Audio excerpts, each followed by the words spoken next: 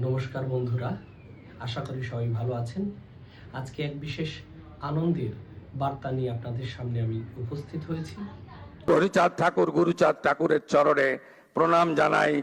ইতিহাসে এই প্রথম যে ভারতীয় কোনো মুখ্যমন্ত্রীর মুখ দিয়ে শ্রী হরি গুরুচাঁদ ঠাকুরের জয়ধ্বনি উচ্চারিত হলো। 2026 সালের পশ্চিমবঙ্গ বিধানসভা নির্বাচনে ভারতীয় জনতা পার্টি বিপুল ভোটে জয়যুক্ত হয়ে বহু আসন নিয়ে সরকার গঠন করতে চলেছে। সেই নবনির্বাচিত সরকারের প্রধান তথা মুখ্যমন্ত্রী হচ্ছেন শুভেন্দু অধিকারী। পশ্চিমবঙ্গের নতুন মুখ্যমন্ত্রী হিসেবে তার নাম যখন ঘোষণা করলেন ভারতীয় স্বরাষ্ট্রমন্ত্রী অমিত শাহ, তখন তিনি আবেগঘন বক্তৃতা এবং জয়োল্লাসের মধ্যে বিভিন্ন মানুষের প্রতি কৃতজ্ঞতা জ্ঞাপন করেছেন, যেখানে তার এই জয়ের পেছনে ব্যাপক ভূমিকা আছে যাদের। তার সঙ্গে সঙ্গে বহু মহামানবের নামে তিনি জয়ধ্বনি করেছেন, ভারত মাতার জয়ধ্বনি করেছেন, শ্রীরামচন্দ্রের জয়ধ্বনি করেছেন, চৈতন্যদেবের জয়ধ্বনি করেছেন, হরিচাঁদ ঠাকুর গুরুচাঁদ ঠাকুরের জয়ধ্বনি করেছেন, ভগবান বিরসা মুন্ডার জয়ধ্বনি করেছেন। এইভাবে তিনি একটি নতুন ইতিহাসের ধারা সৃষ্টি করলেন।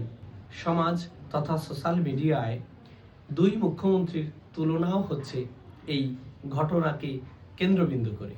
প্রাক্তন মুখ্যমন্ত্রী মমতা বন্দ্যোপাধ্যায় যেখানে বক্তৃতার মধ্যে হরিচাঁদ গুরুচাঁদ ঠাকুরের নাম উচ্চারণ করতে গিয়ে রঘুচাঁদ গরুচাঁদ বলেছিলেন এবং তার এই অন্যায়ের জন্য, ভুলের জন্য তিনি কখনো ভুল স্বীকার বা ক্ষমা প্রার্থনা করেননি।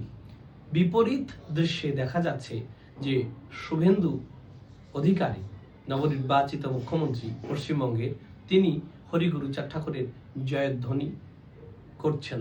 তো এটা মতুয়া মহলে একটা ব্যাপক সাড়া জাগিয়েছে এবং প্রাক্তন মুখ্যমন্ত্রী মমতা ব্যানার্জির কণ্ঠে যখন বিদ্রুপাত্মকভাবে গরুচাঁদ রঘুচাঁদ এই ধরনের অপমানজনক শব্দ উচ্চারিত হয়েছিল মতুয়াদের আরাধ্য হরি গুরুচাঁদ ঠাকুর সম্বন্ধে, তখন সমগ্র মতুয়া মহল ব্যথিত হয়েছিল এবং তাদের সেই ব্যথার প্রতিফলন কিন্তু ব্যালট বক্সেও দেখা গিয়েছে।